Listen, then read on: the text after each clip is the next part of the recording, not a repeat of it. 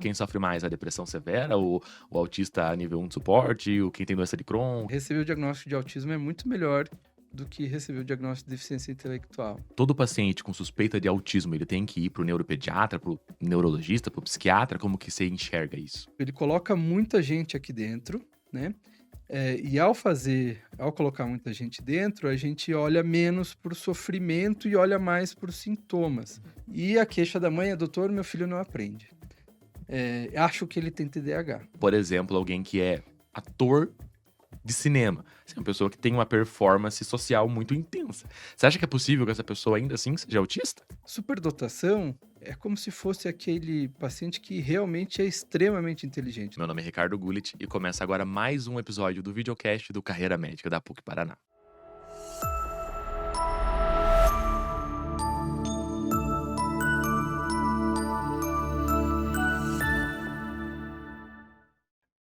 A TDAH, altas habilidades, são termos que há poucos anos atrás ninguém conhecia. E hoje não só são de conhecimento de todos os médicos, mas da sociedade como um todo, da mídia, circulam muito por aí, fazendo com que meio que todo médico tenha que ter uma noção, pelo menos, desses assuntos. E para isso hoje a gente tem um convidado super especial, o Dr. Anderson, para a gente conversar sobre isso e tirar todas as dúvidas, tudo que você precisa saber dessa área. Meu nome é Ricardo Gullit e começa agora mais um episódio do videocast do Carreira Médica da PUC Paraná. Bom, doutor, então muito obrigado pela tua presença aqui com a gente. Se quiser se apresentar para o pessoal, falar um pouquinho como que você chegou até aqui. Obrigado, Ricardo. Em primeiro lugar, obrigado pelo convite, é uma satisfação. Eu sou médico, neuropediatra, eh, fiz a minha formação toda aqui no Paraná, eu fiz a faculdade na Federal do Paraná, depois tive a oportunidade de fazer pediatria no Hospital Evangélico, hoje Hospital Mackenzie, e o final da formação tradicional do médico eu fiz no Hospital Pequeno Príncipe, fazendo residência de neuropediatria.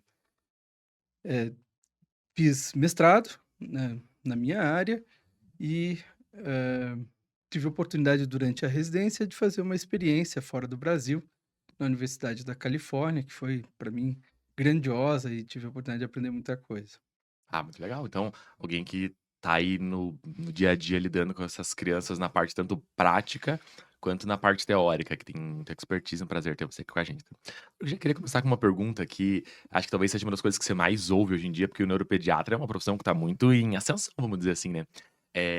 Para o médico que atende uma criança ou um adulto, enfim, alguém, e ele pensa: "Nossa, talvez essa pessoa tenha algum transtorno no neurodesenvolvimento". O que que você acha que ele tem que pensar, assim, pra ter essa suspeita? Eu acho que o primeiro ponto, assim, o primeiro gatilho para a gente dizer se um transtorno é absolutamente um transtorno, é perceber se é um transtorno, simples Uhum. assim. Então, a gente tentar encontrar onde está o real sofrimento dessas pessoas. É claro que sofrimento é uma coisa bastante subjetiva, cada um sofre ao seu modo, mas entender do ponto de vista médio de quanto esse sofrimento é real, é o primeiro passo para entender se eu preciso ir adiante numa investigação mais estruturada. E como que a gente tem alguma forma de objetivar essa percepção? Um jeito simples do dia a dia para nós médicos Uhum. é entender se aquilo que os pais trazem ao consultório é algo que é observado por várias pessoas e que talvez outras pessoas percebam que aquilo é mais do que a média. Então, por exemplo, o professor. Se o professor chama os pais para dizer: olha, aqui eu acho que a gente está com algum problema, a gente precisa entender o que está acontecendo com o seu filho. Ou se até mesmo os pais que já fizeram um esforço para tentar mudar aquele padrão de comportamento, mantêm ainda, eh, queixas sobre aquilo, pode ser que a gente esteja realmente lidando com isso. Então, geralmente, o primeiro insight que os médicos e as famílias vão ter, é um comportamento diferente da média, digamos assim. Isso. E aí a gente vai tentar classificar isso, mais pra frente. Acho que o que mais se ouve falar hoje é autismo, TDAH, altas habilidades, mas a gente tem outros transtornos do desenvolvimento, né. Justamente. Um outro, talvez um outro auxílio para esse processo, é entender os marcos do desenvolvimento. Esse é um conhecimento que ele pode ser específico do próprio, médico que precisa, que tenha Essa a vivência, rotina né, de digamos ver, assim. né, esses pacientes, que precisa estar ali meio medular, ele sabendo o desenvolvimento, mas a própria comunidade, os pais, podem, colar o desenvolvimento, por Uhum. exemplo, na caderneta da criança. Toda criança que nasce no Brasil recebe uma caderneta onde serão anotado pelo pediatra, o seu crescimento, né, o tamanho do crânio, comprimento, peso, e há uma parte dessa caderneta em que existem os marcos do desenvolvimento. Acompanhar se a criança está atingindo os marcos no tempo certo, já é uma forma bem simples de achar aonde pode haver uma falha nesse desenvolvimento. Ótimo. E aí, quando a gente vai pensar, assim, em transtornos, específicos, tem palavras-chaves que ficaram famosas, assim, por exemplo, quando eu vou ver alguém que talvez seja autista, essa pessoa vai ter déficit de interação social e aí comportamentos restritos, vamos dizer assim, grosseiramente. Uhum. Como que você pensa isso no dia a dia quando você vê uma criança? Você pensa assim mesmo, nesses polos, você vai individualizando, como que você faz para ter essa clareza, assim? Eu acho que esse é o primeiro pensamento mesmo, a gente Uhum, vê se esses 2 sintomas centrais estão no comportamento do paciente, mas depois a gente tem que olhar ele em cada um dos pontos, né. A gente precisa separar cada uma dessas uhum. manifestações e entender se elas preenchem os critérios para receber o diagnóstico. E aí, você já falou: "Ah, primeiro de tudo eu tenho que pensar se isso de fato é um transtorno". E aí a gente sabe que esse é um transtorno que tem déficit de interação social e comportamentos restritos. Então, uma pessoa que claramente não tem, então, Uhum. por exemplo, alguém que é ator de cinema, assim, uma pessoa que tem uma performance social muito intensa. Você acha que é possível que essa pessoa ainda assim seja autista? Sim, é possível. Primeiro porque é um transtorno do neurodesenvolvimento. Uhum, Então, a gente precisa olhar como era esse comportamento quando essa pessoa era criança. Um dos uhum, critérios, pensando aqui especialmente no autismo, é de que isso tenha começado muito cedo, antes dos 5 anos de idade. É na primeira infância, por uhum, isso a gente diz os 5 anos de idade. Não é marcado nessa idade, mas nessa primeira infância. Pode sim, uma pessoa com autismo, quando chega na fase adulta, performar socialmente como a média das pessoas performam. uhum, Há um custo, há um exercício, há um esforço muito grande para conseguir performar desse modo. Então, muitos dizem: chegou no meu dia, eu gastei toda a energia social uhum, que tinha e agora eu preciso de um espaço para ficar comigo mesmo. Eh, e às vezes o prejuízo não é verificável, no dia a dia, mas é verificável na forma com que ele atinge os objetivos com o passar do tempo. O quanto que ele tem prejuízo em oportunidades que foram lhe dadas e ele acabou desperdiçando simplesmente pela falta de habilidade social ou por reverberar coisas que ele não deveria reverberar naquele momento, interesses muito restritos. essa é uma coisa bem complexa, né, e tem, ficado muito presente no debate público, né. O que que é, por exemplo, o autismo tá nível 1 de suporte, Uhum. o que que a gente pode chamar de déficit mesmo para que de fato ele tenha um transtorno ou não, ele só tem, déficits que vêm de outras áreas e etcétera, né. Tem algum jeito de a gente pensar isso de uma forma mais objetiva, assim, ou é sempre essa avaliação mais contextual? Uhum. Ela é difícil, especialmente adolescentes, adultos e até idosos, Uhum, precisam de uma avaliação bem estruturada para a gente chegar a essa conclusão. Mas passa essencialmente por olhar a primeira infância. tudo Isso vai faz começar sempre olhando a primeira infância. Não há como fazer diagnóstico de autismo em um adulto sem olhar para a primeira infância. A gente precisa saber como esse paciente performava na primeira infância. Os critérios diagnósticos, cada um deles, né, a gente, tem uma estrutura de 2 grupos, sendo, 3 tem que estar presente no primeiro grupo e 2 de 4 tem que estar presente no segundo grupo. Eles podem estar presentes em momentos diferentes da vida, não precisam estar todos simultaneamente presentes, mas todos têm que estar presentes, né. E é muito comum no adolescente, o adulto, ele acumular com o passar do tempo muitas, comorbidades. E essas comorbidades muitas vezes precisam ser tratadas primeiro, a gente precisa, entre aspas, "limpar o casco" para poder olhar o que está lá dentro. Veja que transtorno de neurodesenvolvimento é um transtorno de ordem neurobiológica, é quase, eu gosto de usar essa analogia, apesar de às vezes confundir um pouco as pessoas, mas é quase como se eu tivesse implantado um chip que vai funcionar daquele modo. Eu posso reformatar, reorganizar aquele chip e tal, para ele aprender de outra forma. mas a pessoa nasce com aquele transtorno, ele formata as habilidades sociais daquele modo. Habilidade social é uma categoria, multidimensional, se aprende, obviamente, mas em parte ela é ela vem, eh, gravada dentro da gente. Ela é um tanto instintiva. Eh, um exemplo, quando a gente está, de alguma maneira, vendo uma criança brincar, normalmente a criança brinca representando como os adultos fazem. Isso a gente chama de, brincadeira funcional ou, brincadeira plena. Essa brincadeira, por exemplo, de embalar a boneca, de brincar de lutinha, de ser a professora, de cozinhar, são brincadeiras que inferem uma interação social. É como se a gente treinasse automaticamente, sem a gente precisar ensinar uma criança típica a brincar desse modo, e ela já aprende brincando. Como que a gente termina uma brincadeira de cozinhar? Experimenta, olha que gostoso. A gente automaticamente interage. Ou de lutinha, eu tô lá com a espada brincando e aquela brincadeira é uma brincadeira que eu tô fantasiando que tem outra pessoa na minha brincadeira. Então, as nossas brincadeiras de criança, nossas brincadeiras funcionais, são brincadeiras de interagir.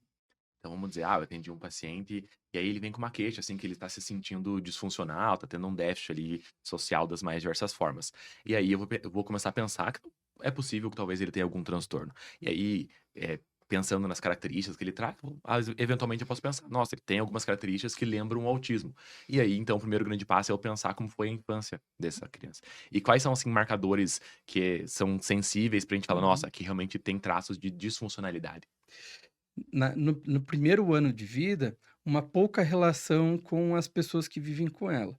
Então, chama para olhar para ela, ela não olha, chama pelo nome, parece que não dá muito interesse para aquele chamar. A gente aponta para alguma coisa e ela não acompanha aquele apontar, né. Brincadeira típica de criança é: "Olha o avião", né, "Olha a flor", você cheira a florzinha, que cheirosa a florzinha". Isso a gente chama de compartilhamento de atenção, joint attention.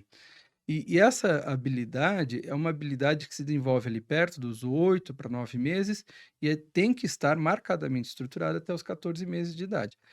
Se ali perto de um ano ele não faz isso, opa, isso pode ser um problema. Mais para frente, ali, se eu estou investigando aquela primeira infância, eu posso querer saber como que ele é, como que essa criança era com, ou esse adulto hoje, né? Como é que ela era com os seus pares lá na creche. Ela tinha preferência de brincar mais isolada ou brincava junto com todos? Se irritava quando chegavam os coleguinhas para tentar fazer alguma amizade ou conseguia numa boa, dizia, né, qual é seu nome, se apresentava, mostrava, o que queria fazer. Brincava junto ou brincava mais separado, né? Então tem alguns detalhezinhos que a gente pode perceber. Como eram os seus interesses, obviamente. Se interessava com coisas diversas ou ficava muito focado e anos a fio nos mesmos interesses, o jeito de brincar e assim por diante. Ótimo. E aí, beleza, então eu cheguei a essa conclusão, realmente esse paciente tem alguns sinais ali que me preocupam. Esse paciente então tem que ser encaminhado, ou seja, todo paciente com suspeita de autismo, ele tem que ir para o neuropediatra, para o neurologista, para o psiquiatra, como que você enxerga isso? Eh, eu acho que a gente está lidando com um transtorno que é extremamente frequente, né. A prevalência do autismo aos 8 anos de idade nos Estados Unidos atualmente é de 1 para 31. Isto é, são 3% da população americana aos 8 anos de idade. Não é que a gente está tendo uma epidemia de autismo, mas nós estamos olhando esse sofrimento de uma forma mais, sutil, mais estruturada, mais organizada e com mais conhecimento. Eh, isso por si só, essa prevalência muito alta, me faz entender de que, a gente deveria sair um pouco só da matriz e que o especialista tem que conhecer desse transtorno. É claro que casos bem mais graves, mais difíceis, que não sejam tão claros, o especialista precisa ser, Assim eh, como é na insuficiência cardíaca, na hipertensão. justamente. Mas suspeitar, fazer os primeiros encaminhamentos, iniciar uma terapia estruturada, quem sabe investigar transtornos, Como óbvio. comórbidos mais prevalentes, a gente deveria sim, O médico. garantir que médicos generalistas tivessem essa habilidade. Então beleza, vamos dizer que chegou esse paciente, seja um adolescente, um adulto, uma criança, ele tem esses estigmas que me Uhum. preocupam, e aí o que que eu vou fazer? Todo paciente com suspeita de autismo precisa fazer um teste neuropsicológico? Nem sempre. Às vezes a coisa é um pouquinho mais simples, né, mas no adulto, normalmente isso é recomendável, porque, não é tão fácil, né, tem muita Hum, comorbidade. Mas olhar para a possibilidade desse diagnóstico é fundamental. Muitos adultos e a gente eu não atendo adultos, né, atendo uhum. crianças, mas obviamente eu atendo as suas famílias, e é muito comum os pais receberem esse diagnóstico depois de serem o seu filho diagnosticado. Eh, e para eles me dizem: "Olha, isso é libertador, agora eu entendo por que que eu vim sofrendo toda a minha vida, por que que eu tive tantas dificuldades em vários momentos da minha vida. E agora eu posso tomar decisões mais saudáveis, conhecendo as minhas limitações, entre aspas, tá, porque a gente evita dizer: "Olha, daqui eu não posso passar Uhum, adiante", né, mas eu consigo entender essas dificuldades e achar estruturas para suplantá-las. justo. E então, quem que você acha que é o paciente que tem mais benefício? É o que eu tô um pouco na dúvida da comorbidade com outros transtornos, o que tem sintomas mais intensos, quem que você acha que se beneficia mais, assim, do teste neuropsicológico? E como que você Não, operacionaliza isso na prática? as dúvidas mesmo, aquilo que fica, Limbo ali. no limbo, E aí aí precisa. e como que esse teste é estruturado, assim? O que que você acha que um Uhum. médico tem que saber sobre o que que vem de retorno desse teste, como que isso Perfeito. acontece na prática? Uhum. Eh Normalmente ele é feito ou realizado por um psicólogo que tem uma formação específica, Uhum, uma pós-graduação em avaliação neuropsicológica, e ela abrange normalmente várias áreas, do funcionamento mental, desde cognição, né, avaliar uhum. inteligência propriamente dita, até questões emocionais e o próprio autismo. Existem testes que são muito mais, inquéritos, em que o psicólogo pergunta tanto para o próprio paciente quanto para a família, e tenta inferir naquelas perguntas e numa avaliação mais subjetiva um resultado, positivo ou não para o transtorno, mas hoje já existem análises mais observacionais, estruturadas, por exemplo, o EIDOS, uma avaliação observacional que pode ser realizada desde crianças até adultos e adultos mais velhos inclusive, em que uma entrevista estruturada com, simulação de determinadas situações faz com que o psicólogo consiga perceber aqueles, sintomas e estruturar isso num relatório apontando a possibilidade do diagnóstico ou não. E aí, então, nesse laudo vem uma avaliação, digamos assim, das principais funções cognitivas e a inter-relação entre elas ali. E essa medida que vem nesse teste, ela tem, um grau de acurácia, cientificamente alto, digamos assim, ou acaba tendo uma grande percepção, nuances ali do profissional? A confiabilidade inter-observador, por exemplo, é comum? Como que é essa literatura, assim, dos pacientes e dos testes neuropsicológicos? Uhum. Na infância, a gente pode confiar bastante, tá? Especialmente testes diagnósticos como o EIDOS, o EDI, a gente confia e confia bastante. Entretanto, na adolescência e nos adultos tem uma certa subjetividade aí, né, Uhum. que a gente precisa entender com o passar do tempo, quais os interesses por trás dessa avaliação, o que, realmente fez aquela família ou aquele paciente buscar ajuda, para ver se esse sofrimento não é de outra ordem. Justo. É, porque é complexo, né, a gente tem uma doença que o déficit, ele tem um quê de subjetividade, e Uhum, aí o que traz para objetivar esse déficit, muitas vezes também é subjetivo de certa forma, Sim, né. beleza. E então acaba sendo um diagnóstico que tem um quê de subjetividade. Uhum, E aí isso traz muito essa discussão, até mesmo quando a gente discute políticas públicas que visam a inclusão de diversas formas. Muitas delas que não tem muita discussão, do tipo, política de terapias e etcétera, e outras do uhum, tipo, cotas em processos seletivos, tempo ampliado de prova, etcétera. E hoje, assim, a gente vê uma certa disputa entre pessoas que criticam esse uhum. sobrediagnóstico, vamos colocar assim, e pessoas que acham que não, de fato, isso é a inclusão, a gente agora só, desvendou os olhos para um problema que a gente não estava olhando. Uhum. Isso deve aparecer diariamente na tua prática, no teu dia a dia. Que você entende desse movimento social todo? Eu acho que a gente está numa fase de amadurecimento de tudo isso, tá? Hoje o autismo, todas as formas de autismo são consideradas pela legislação brasileira como uma deficiência, Uhum, mas talvez o senso comum vai dizer que determinados autistas não possam ser considerados como deficientes. Mas a gente ainda está num processo de amadurecer todas essas questões. Isso eu entendo isso como um amadurecimento social mesmo, de a gente uhum, discutir muito para chegar às próprias conclusões. Eu falo isso porque, como eu falei no começo, o sofrimento é uma coisa muito subjetiva, e ela veio mudando com o passar do tempo, né. Eu me lembro que quando eu era criança, meu pai é uma pessoa muito bacana, ele é um cara legal, mas ele talvez se eu caísse e tal lá, ele ia dizer: "Levanta e vida que toca isso segue. aí", né. E talvez alguns pais mais, modernos, digamos assim, tenham uma conduta um pouco mais acolhedora, um pouco mais, de entender aquele sofrimento como uma coisa mais intensa. Então, o sofrimento é subjetivo e ele veio mudando com o passar das últimas décadas. Então a gente parte da maior incidência, maior prevalência do autismo na atualidade vem dessa percepção de que o sofrimento, ele tem várias nuances.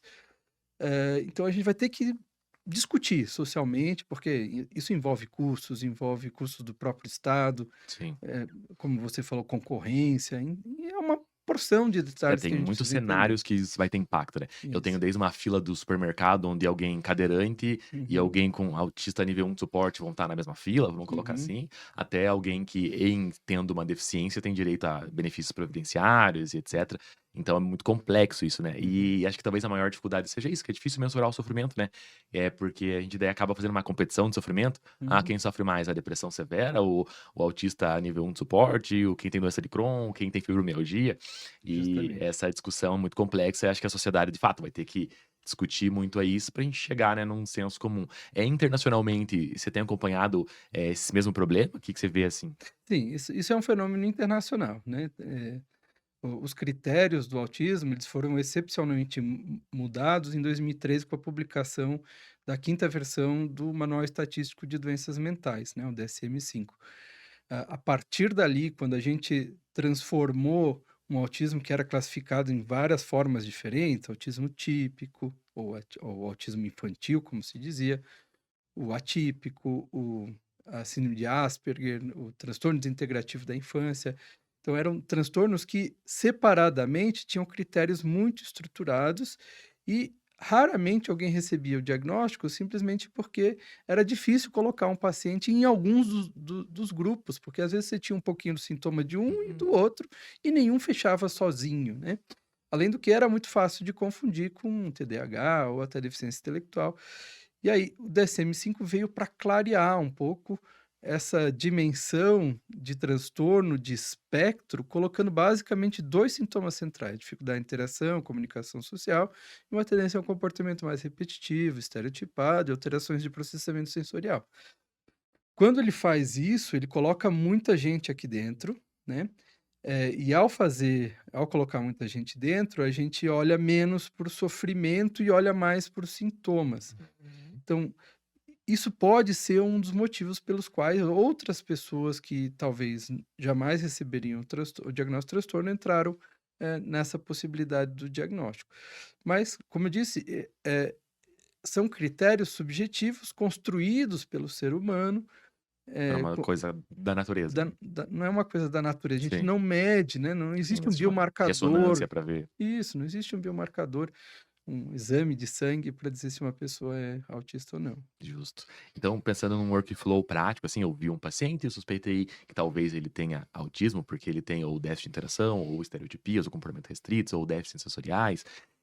Eu vou sempre pensar, na infância dele, como foi essa primeira infância ali. Acho que também é bem importante a gente sempre pensar, né, nas comorbidades psiquiátricas, deixar, assim, digamos, o terreno limpo, digamos assim. Uhum, Eventualmente, na dúvida, no sintoma mais, que fica ali numa interseção, vou considerar um teste neuropsicológico. E aí, na sequência, o paciente tá meio que pronto para o diagnóstico, digamos assim. E aí, como que é essa virada de chave entre tem essas uhum. informações e, de fato, esse paciente é ou não autista? O que que você trabalha no dia a dia, assim?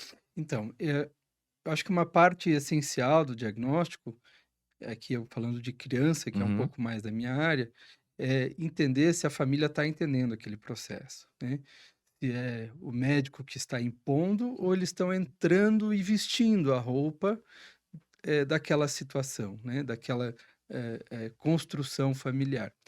Normalmente, quando, isso vai se construindo com o passar do tempo, é um processo diagnóstico, tudo fica mais fácil de aceitar, de encontrar caminhos para ajudar a criança e, especialmente numa terceira fase, aquela família passa a ser uma família protagonista dentro do mundo do autista.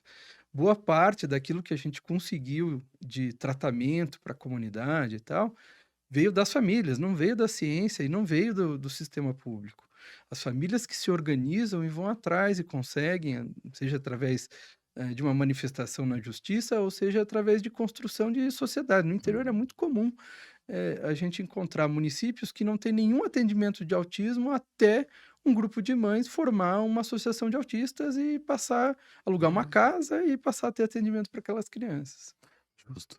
E aí, beleza, então eu fiz o diagnóstico, e aí, tratamento de primeira linha, assim, na maior parte das vezes, vai ser terapias. Terapia. E aí, a aba acho que é o mais evidente na literatura, assim, claro que tem vai Uhum, ter nuances de todas as áreas, mas o que a gente tem visto também hoje é uma certa divergência entre, assim, quantas o que que a pessoa vai fazer de terapia? Tem crianças que uhum. vão fazer uma vez por semana, outras que vão fazer 40 horas por semana, então como que a gente dá esse passo inicial do tratamento dessa criança que agora a gente fez o diagnóstico de autismo? Uhum.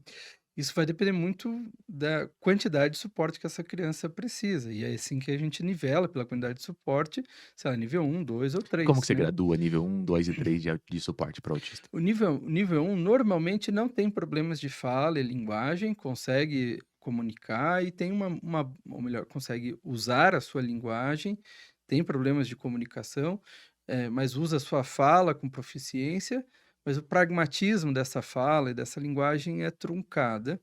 E normalmente são crianças inteligentes, são crianças que têm inteligência na média, Uhum. sem grandes problemas de comportamento. O nível 2 ou a gente já começa a ter algumas falhas no campo da inteligência, ou o comportamento já é pior, né. E muitas vezes a gente tem um atraso da fala mais E significativo, esse comportamento pior seria em que sentidos? especialmente irritabilidade, agressividade e impulsividade, tá. E alguns desajustes, na socialização de uma forma mais Uhum. estruturada, né, que, o isolamento absoluto, determinadas situações assim. E o nível 3 já é um paciente que normalmente tem deficiência intelectual e que precisa de muito suporte para aprender coisas muito simples, por exemplo, usar o banheiro, comer sozinho, eh aprender já maior, lá com 8 9 anos, ainda tem muita dificuldade para aprender ler pequenas palavras, escrever o próprio nome. Então tem muito mais dificuldade estruturada no nível 3. E como que eu diferencio o paciente autista nível 3 de suporte de uma criança com deficiência intelectual pura? É, essa é uma excelente pergunta, inclusive é um dos critérios, diagnósticos do TEA, pensar sobre deficiência intelectual, tá. O critério E, ou o quinto critério, é avaliar se essa criança não tem um transtorno de desenvolvimento intelectual, um atraso global do desenvolvimento, que nessas 2 condições eu tenho que ter um pouquinho mais de cautela, tá. Mas um jeito simplificado é assim, se eu percebo que o paciente tem deficiência intelectual, que ele tem um funcionamento da inteligência abaixo da média, para eu dizer que ele, além da deficiência intelectual, ele tem um autismo, eu tenho que ter um comprometimento da relação, social, da habilidade social e dos interesses mais restritos muito mais, intenso do que eu esperaria para uma Aquele criança nível de daquele inteligência. nível de inteligência. E aqui vai um pouco da experiência mesmo do Uhum. profissional que faz o laudo. E na prática, assim, faz grande diferença eu diagnosticar uma criança, um autista nível 3 de suporte, com comprometimento cognitivo de alguém com uma deficiência intelectual pura? Para terapias e Eh, faz, de alguma maneira, faz especialmente pela forma com que a sociedade enxerga esse paciente, tá. tá. Eh, por uma questão de dinâmica da própria sociedade, das leis, as leis nada mais são a representação da sociedade no Congresso, Sim. que forma essas leis e tal. A gente tem muito mais proteção para pessoas dentro do espectro do que para pessoas com deficiência intelectual. Mesmo sendo uma consciência mais, recente, digamos assim, né, um Uhum. tópico falado há pouco tempo, a gente já conseguiu avançar mais na legislação, pensando em autismo, do que outros diagnósticos que são mais antigos, vamos colocar assim. Sim, justamente. Então, do ponto de vista de proteção dessa criança, receber o diagnóstico de autismo é muito melhor do que receber o diagnóstico de deficiência intelectual, né. Mas, e às vezes isso implica inclusive em conseguir as terapias. Uma criança Hum. que recebe apenas o diagnóstico de deficiência intelectual, pelo rol dos planos de saúde, ele vai conseguir uma terapia bem menos intensiva do que uma criança com autismo, seja no plano de saúde ou até mesmo no SUS, né, mas no SUS é difícil para os 2 lados, tá. Uhum. A gente alguns municípios conseguem estruturar melhor, mas de modo geral, na prática, assim, as terapias são um pouco intensivas, né, no SUS. Bom, aí então a gente estava conversando que eu fiz o diagnóstico, vou encaminhar Uhum. essa criança para uma terapia, e para encaminhar para terapia, hoje pensando tanto do ponto de vista de convênios quanto de saúde pública, é preciso ser um neuropediatra para fazer esse encaminhamento? Nos convênios, eles têm, de um modo geral, solicitado que, pelo menos o laudo do diagnóstico e o primeiro encaminhamento, né, a primeira renovação das terapias seja feita por um especialista, ou um psiquiatra ou neuropediatra, né. Mas a gente já vê que em algumas situações, quando é muito claro aquela dificuldade, os planos de saúde aceitam que seja um generalista. Mas isso é um passo que a gente vai ter que. Em algum momento isso vai acabar acontecendo, né. Isso. É, e também, é difícil para o sistema como um todo se adequar, né, até porque a gente está pensando em uma condição que, a gente não tem tanta clareza, né, Uhum, desse número no Brasil, mas vamos colocar ali 1 para 40, 1 para 80, uhum. exagerando, de prevalência, então também a estruturação dos serviços de saúde, tem que ter alguma barreira que seja um pouco mais robusta, né, mas acho que realmente é uma coisa que a gente vai ter que pensar. E aí beleza, encaminhei a criança, ela está fazendo terapias, vou monitorizando o progresso, as terapias vão fazer ali uma avaliação do comportamento, vão, instrumentalizar aquela criança com comportamentos mais funcionais, vamos colocar Uhum. entre aspas, e ela tende a progredir.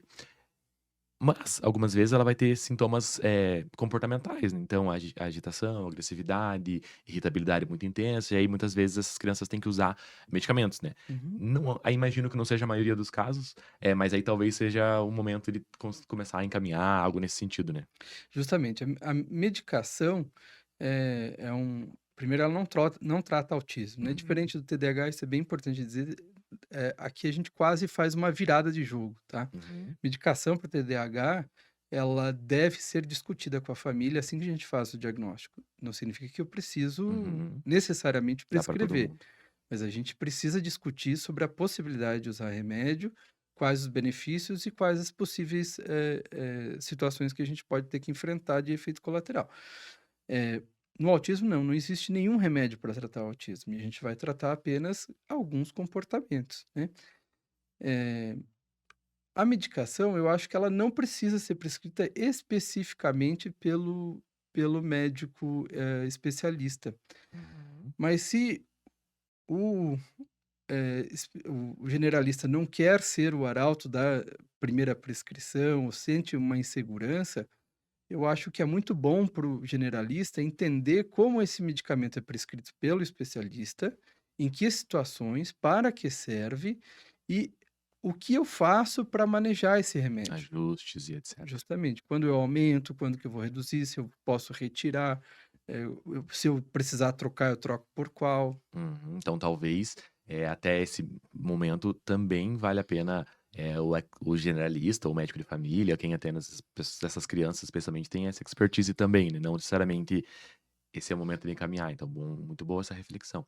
E aí a gente falou então que o paciente que tem autismo tem todas essas nuances e esse é o workflow global, né.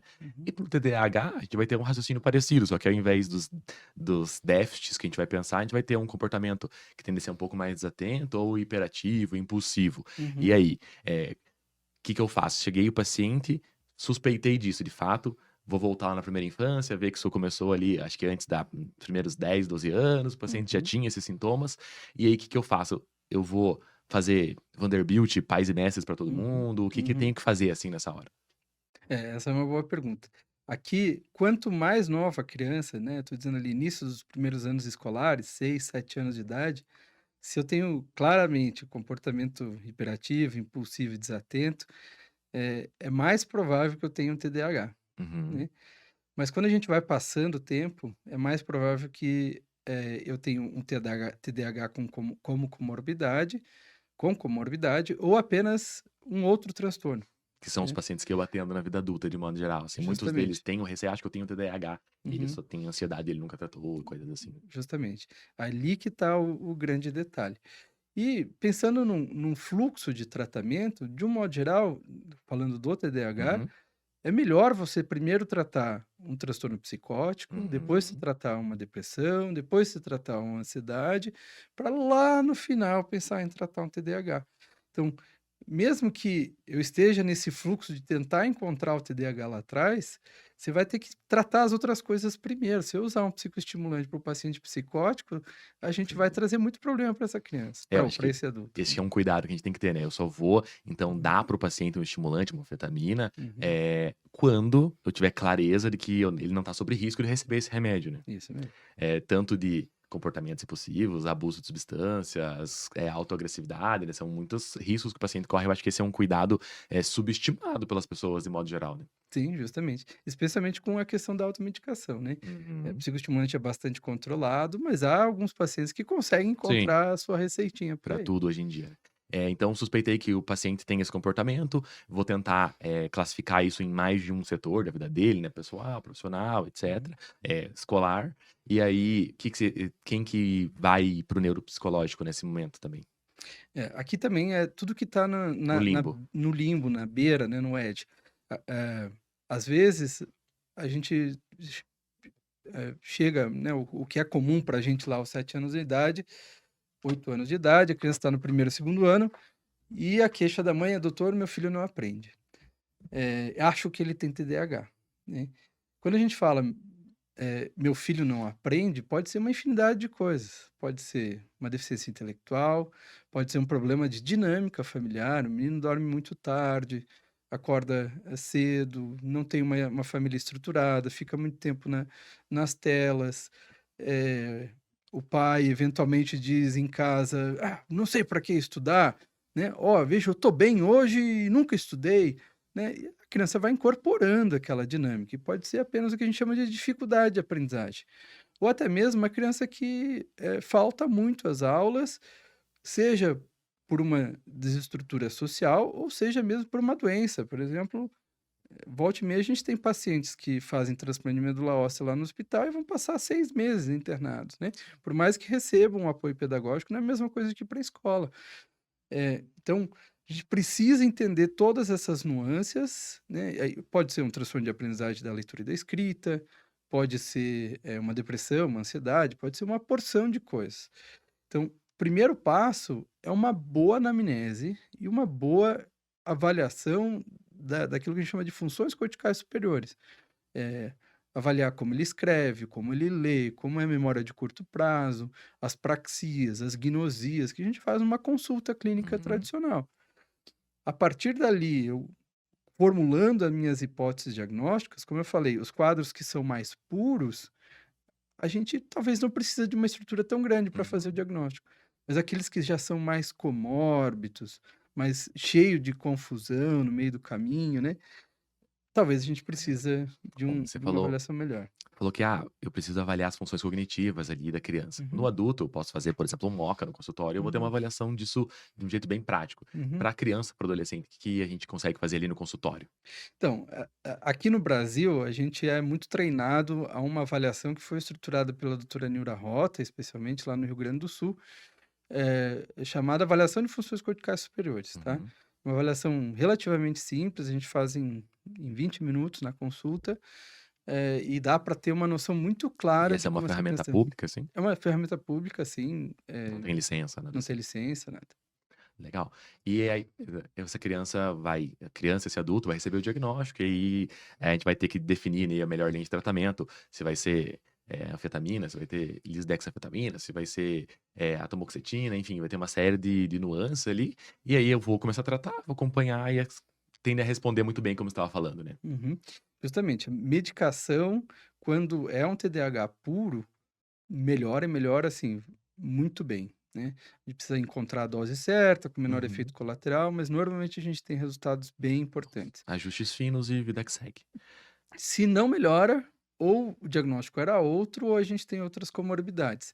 Mas a gente tem que evitar ao máximo de chegar a essa conclusão, né. Uhum. A gente precisa, chegar ao diagnóstico e tratar aquilo com Que clareza. realmente merece tratamento. Como eu falei, se eu tenho dúvida, é melhor eu tratar a minha dúvida antes e depois tratar o TDAH. Perfeito. E o terceiro, e que não é bem um transtorno, né, tem até Uhum, uma discussão nesse termo, do neurodesenvolvimento, que seria a superdotação, altas uhum. habilidades, etcétera.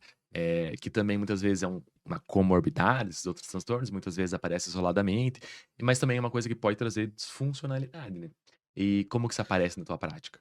Isso, não é um transtorno, bem isso como você falou, né, altas habilidades, superdotação, não é uma situação em que o paciente, tem um problema necessário por conta dessa característica intelectual, né.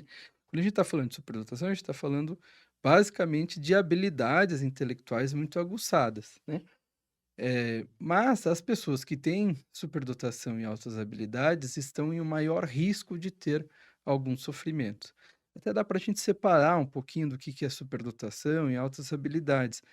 Superdotação é como se fosse aquele paciente que realmente é extremamente inteligente. O cérebro dele é brilhante por si só. Enquanto a pessoa que tem altas habilidades é um paciente que é uma pessoa, né, que tem um cérebro muito bom do ponto de vista cognitivo, mas boa parte da sua habilidade vem, de um esforço, de uma vontade, de um desejo, e esse desejo também faz parte desse quadro e tal, Uhum, né, de conseguir manter aquilo muito bem. O jeito mais ou menos, assim, caricaturizado uhum, disso, a gente está na época da Copa. Imagine que, eh, o Cristiano Ronaldo seria talvez aquele que tem altas habilidades. É um cara que ele é um futebolista de grande qualidade, uhum. não estou dizendo que ele não é, mas boa parte daquilo que ele é, vem do seu esforço. Ele 5 horas da manhã está Sim. publicando, o seu treino todos os dias, né. Uhum.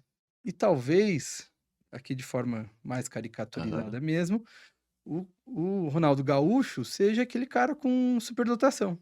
Ele é um futebolista, eh, dos melhores por ser assim, só que boa Hum. parte da sua habilidade ele joga no lixo fazendo outras coisas que não Aham. deveria fazer, Seria né. tipo uma outra analogia seria que o superdotado seria, assim, o cara que é campeão mundial de xadrez, e o cara que tem altas habilidades é um grande empresário que performa em vendas, comunicação, em tudo Justamente, isso. justamente, esse seria uma boa e eles sofrem ou têm, eh, problemas, que devem ser observados de Distintos. formas diferentes, né.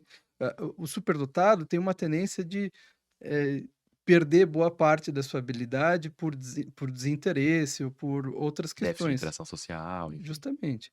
Já as pessoas que têm altas habilidades têm a tendência de serem arrogantes, de serem, egoístas, enfim, e trazerem outros problemas de outra Uhum. ordem para a vida dele. E essa é uma boa pergunta, né, porque a gente estava falando: o que vai ver se eu tenho um transtorno ou não, se eu tenho sofrimento. Uhum, E aí muitas vezes eu tenho sofrimento por outros motivos, né, por exemplo, uma pessoa muito arrogante vai uhum, perder oportunidades por uhum, comportamento, né, e não necessariamente por um déficit. E aí como que eu uhum. faço essa diferenciação, assim?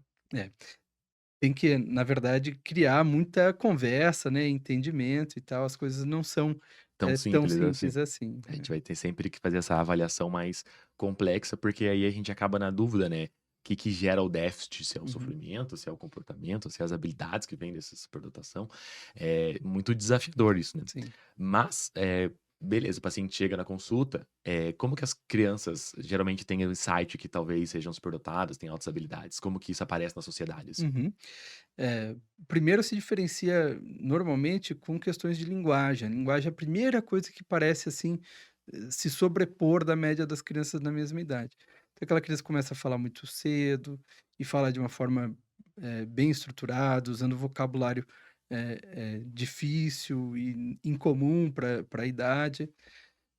Habilidade de resolver quebra-cabeça, interesses, de resolver problemas que a média das crianças não resolveriam, tinham pouco interesse nisso, facilidade de fazer várias coisas ao mesmo tempo e bem praticamente tudo, né.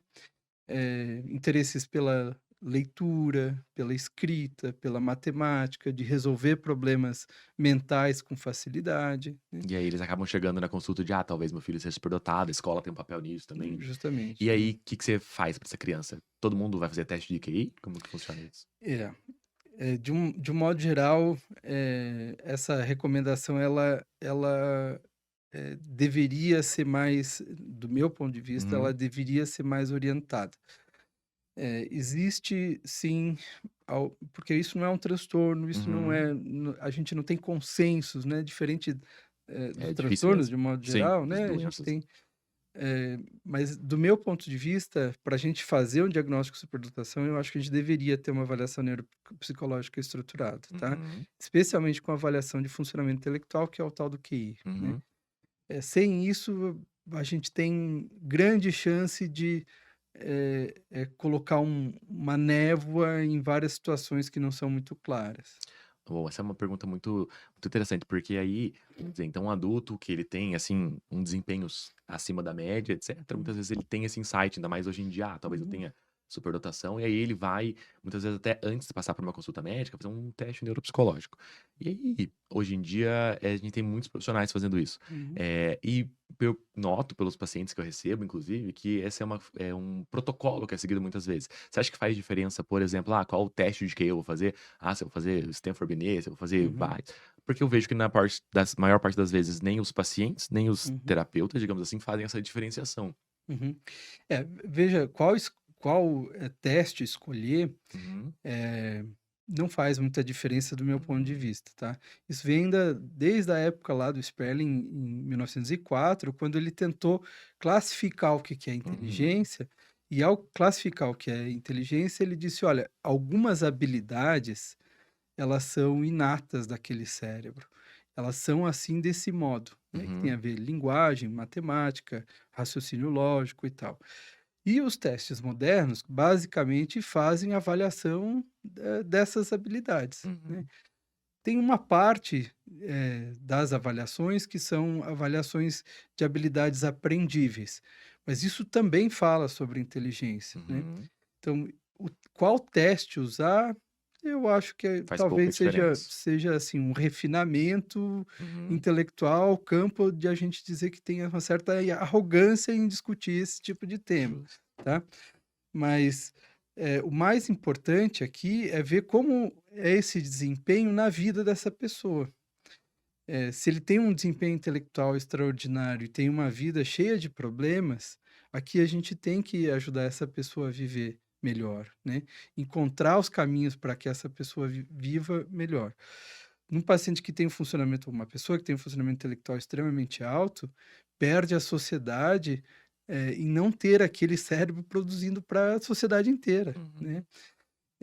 E as pessoas que talvez passem por um campo mais de sofrimento pelo próprio temperamento do paciente, isso a gente perde a oportunidade de produzir mais de forma coletiva, de forma colaborativa, né.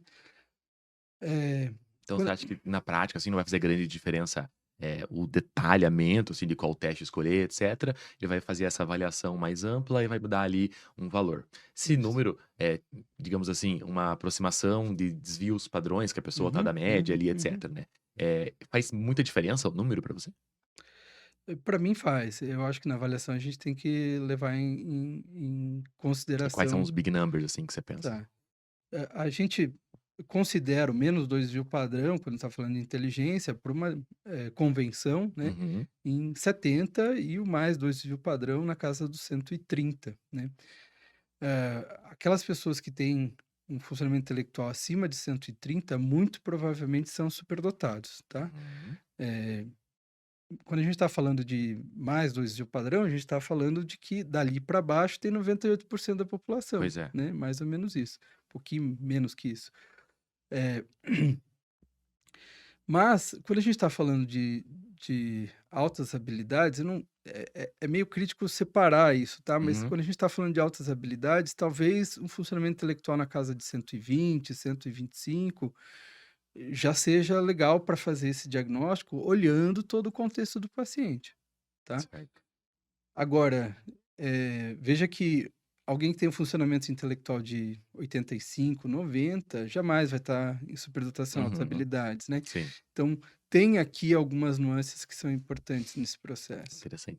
E se a gente parar pra pensar, né, que basicamente é um teste matemático desenvolvido que Uhum, tem uma conta por trás, se a gente pega e vê que, 2 vírus padrões, ele vai dar ali no uhum, 95, 98% da população. Então, uhum, na tua sala da faculdade de medicina, que tinham 100 pessoas, eu teria ali mais ou menos umas 3 pessoas que seriam de fato superdotadas. uhum. Você acha que essa conta faz sentido, assim? Não na faculdade de medicina, porque ela passou por A diversos. curva já tá deslocada, né? Isso, justamente.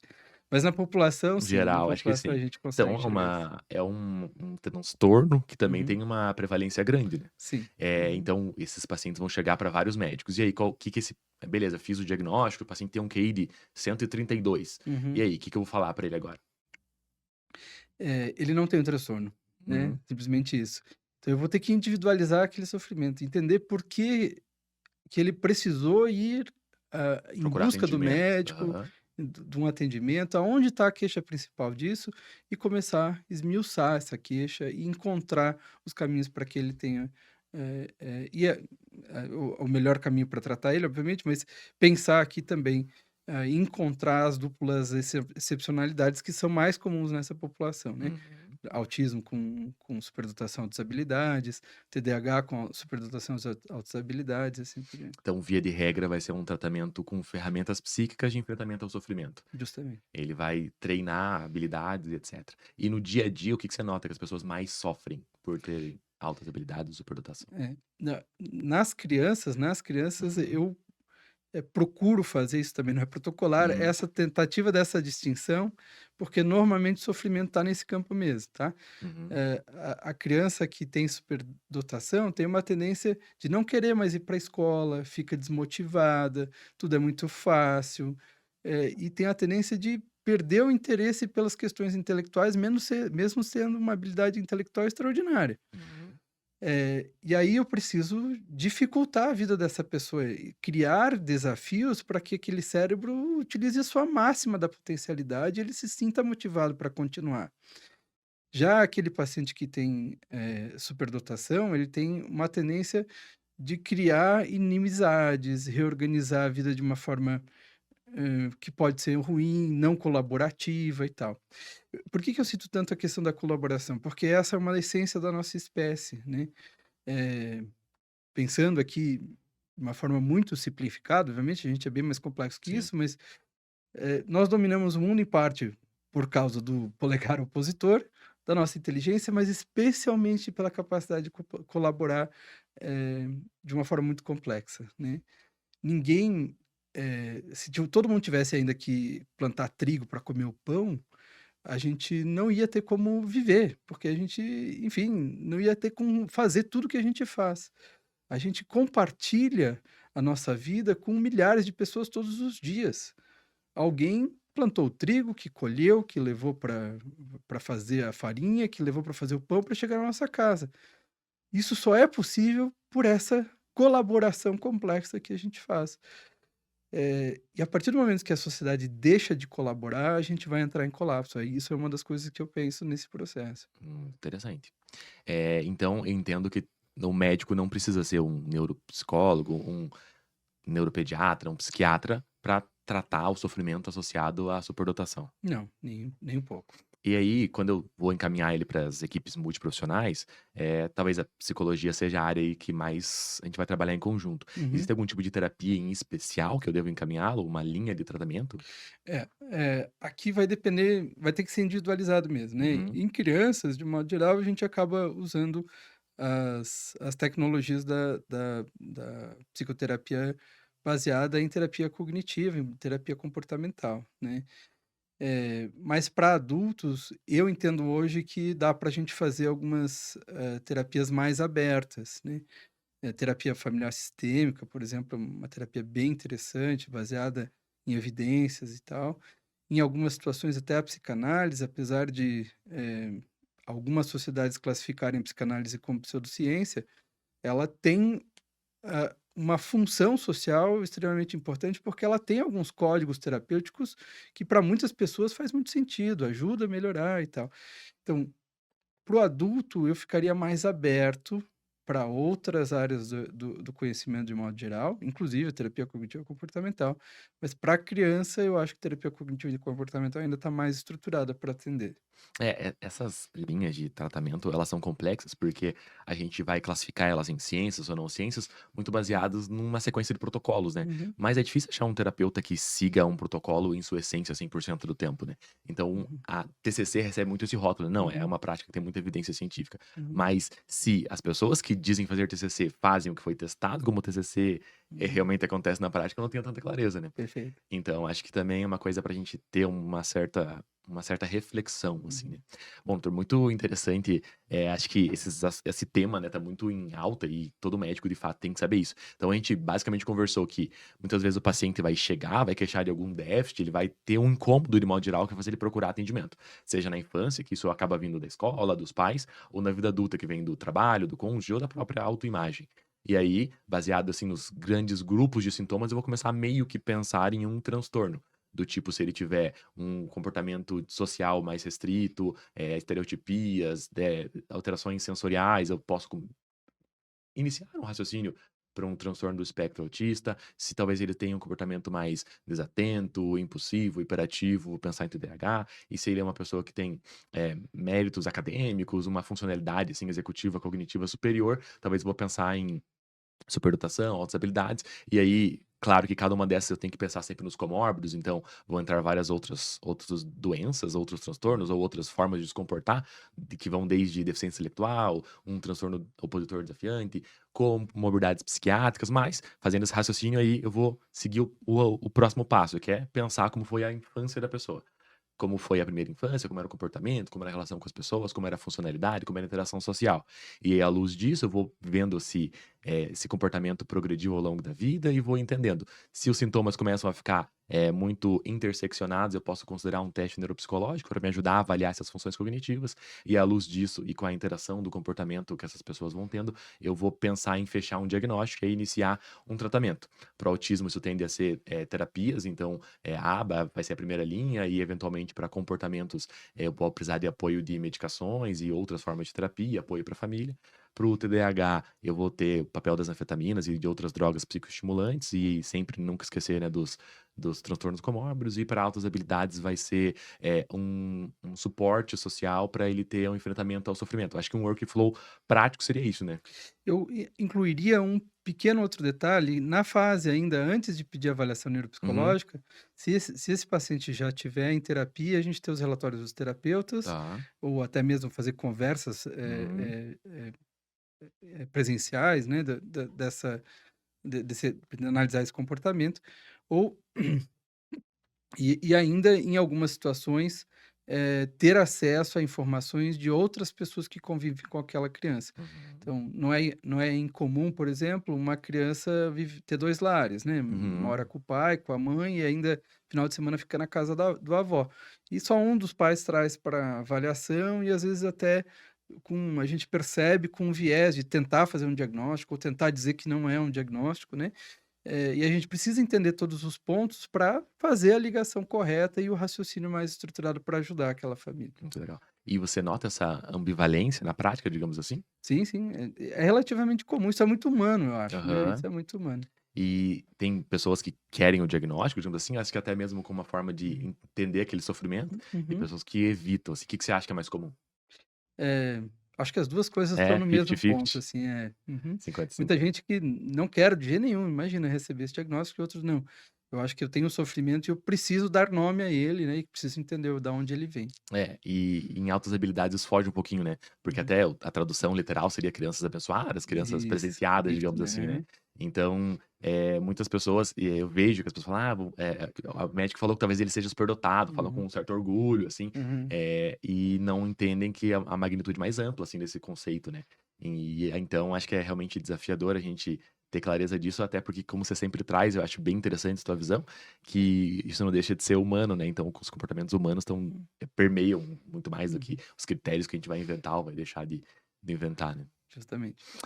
Então tá bom, doutor, e agora eu queria te fazer algumas perguntas, Uhum, que tem uma resposta mais simples, que você uhum, responde com uma palavra ou com uma hum, sentença, digamos tá, assim. perfeito. Vamos lá? Uhum. Se você não fizesse neurologia pediátrica, que especialidade você faria? Eu seria diplomata. Não, ou que especialidade médica? Universidade Aham. médica, eh, Digamos que você não passou na residência e você tem que escolher outra. acho que psiquiatria. Psiquiatria? Uhum. Infantil ou adulto? Infantil. Psiquiatria infantil. Uhum, Então você não deixaria de fazer pediatria. isso. Então, se você não fosse médico, você seria diplomata. Uhum. De onde surgiu essa ideia? Na verdade, era o meu primeiro desejo. Antes de fazer faculdade de medicina, eu queria ser diplomata, eh e acabei não indo por esse caminho por vários fatores, próprios, mas eu tenho muito interesse por essa questão, muito humana da, geopolítica, de como o mundo se organiza, de como, enfim, as E, guerras e e as com que sociedades idade se você pivotou a ideia de ser diplomata? depois de eu fazer 3 anos de engenharia florestal. Ah, tá. Então foi tardio. Foi. E idiomas, você chegou a fazer muitos?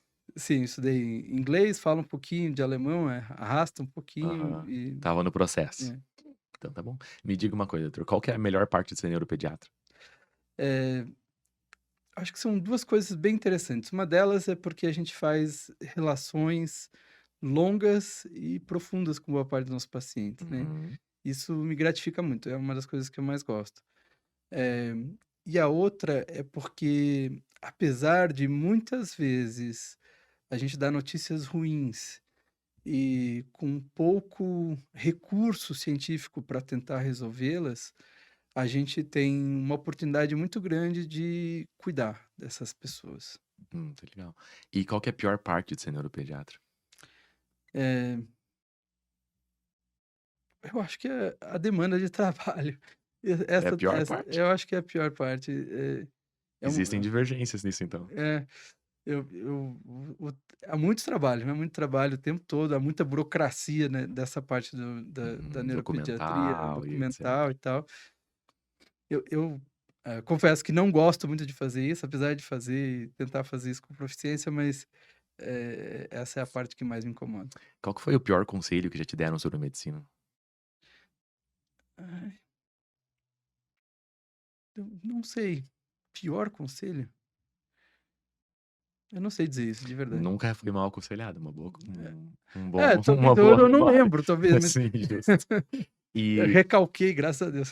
e se hoje a gente tivesse a oportunidade Uhum, de te dar um papel aqui pra você escrever um uhum, bilhete e que a uhum, gente voltasse no tempo e te entregasse no dia que uhum, você recebe o teu CRM, o que que você uhum. escreveria pra você do passado? Eh, eu não sei se isso é exatamente um arrependimento, mas eu fiz a minha formação com uma certa, eh com passos um pouco mais lentos, né. Isso me deu maturidade, me deu coisas boas, mas eu perdi talvez alguns momentos da minha formação que eu queria ter estruturado melhor. Eh, não são problemas reais e Uhum. tal, né, porque eu ganhei em outras coisas, mas, talvez acelere melhor o seu processo. Mas o que que você como é que é possível acelerar uma carreira na medicina? Eh evitar passar eu fiz algumas pausas, apesar de algumas pausas terem sido boas para criar Uhum. outras Sim. outras habilidades, no processo de fazer residência médica, mas hoje em dia, eu acho que a gente precisa, especialmente para os egressos atuais, precisam entrar nesse processo de criar habilidades mais dedicadas mais cedo para estar no mercado de trabalho, no seu posto, no seu momento de uma forma mais estruturada. Evitar postergar muito essas decisões e Isso, tentar ser um pouco mais operacional. isso, justamente. E uma outra pergunta, essa era para ser respostas curtas, mas Uhum, acho que eu tenho que aproveitar essa oportunidade. Você uhum. tem contato com estudantes de medicina, com Sim, residentes, sim. etc, né. Uhum, E uma coisa que eu, que também sou preceptor de um outro perfil de médicos, eu ouço muito, assim, especialmente dos médicos mais sêniores que eu, é que os médicos jovens, eles têm perdido muitas funções cognitivas, digamos uhum, assim. Eles têm sido médicos piores, vamos dizer. Você uhum. concorda com essa percepção? E que você faz uma análise técnica, digamos assim, porque eu imagino que quando você vê uma pessoa, você faz uma análise mais profunda do que a média. Você sabe que eu não percebo isso de uma forma eu acho que, a gente tem bons médicos que passam pela gente, Uhum. né. Há aqueles que não são tão bons, mas de um modo geral, eu tenho uma expectativa boa para os profissionais que passam pela gente ou Que pelos bom. estudantes Nossa, que que passam bom com a ouvir gente. isso, perfeito. Eu não vejo grandes Você problemas, acha que, tipo assim. assim, de 5 anos, a turma que passou 5 anos atrás, a Uhum. turma que passa hoje tem a mesma performance, digamos assim? Eu vou dizer, por exemplo, atualmente, nos últimos 2 anos na residência médica, a gente teve 2 grupos, assim, extraordinários, Uhum. que são médicos maduros já e pessoas muito boas. Então eu acho que talvez a gente esteja lidando com grupos muito selecionados e tal, né, Uhum. mas, eu tenho uma Que bom. expectativa boa dos Que é bom médicos. conviver com pessoas otimistas. É. Bom, doutor, então, muito obrigado Uhum, pelo espaço, pelo tempo de discutir esse assunto uhum, com a gente. Como a gente comentou no começo, né? Esse é um assunto que há algum tempo atrás não se falava e uhum, hoje em dia todo mundo domina, às vezes até é um pouco perigoso. A uhum. gente fica ali num limbo entre ciência, percepção, feeling. Então, muito bom ter pessoas qualificadas para discutir esse assunto. Espero contar com você outras vezes. E se você quiser discutir esses assuntos e outros dentro dessa temática, sempre assista aos nossos videocasts, que toda semana a gente está trazendo um convidado novo para discutir atualidades na medicina, escolhas de carreira, para todo mundo estar sempre com ferramentas para tomar decisões mais inteligentes. E aí eu te deixo à disposição para deixar teus contatos, para quem quiser te mandar um paciente, quiser Uhum. tirar uma dúvida, como que faz para te contatar. Ah, eu trabalho numa clínica particular, o nome dessa clínica chama Le Petit, é uma clínica de especialidades pediátricas, além do meu trabalho no Hospital Pequeno Príncipe e aqui na universidade, na PUC, como professor. Eh, não sou muito afeito às redes sociais, ao contrário da maioria das pessoas, Dos médicos dos contemporâneos. médicos contemporâneos, mas meu contato por e-mail é mais fácil, é o meu nome completo, andersonite@gmail.com. Perfeito. Muito obrigado, eu espero você na próxima semana.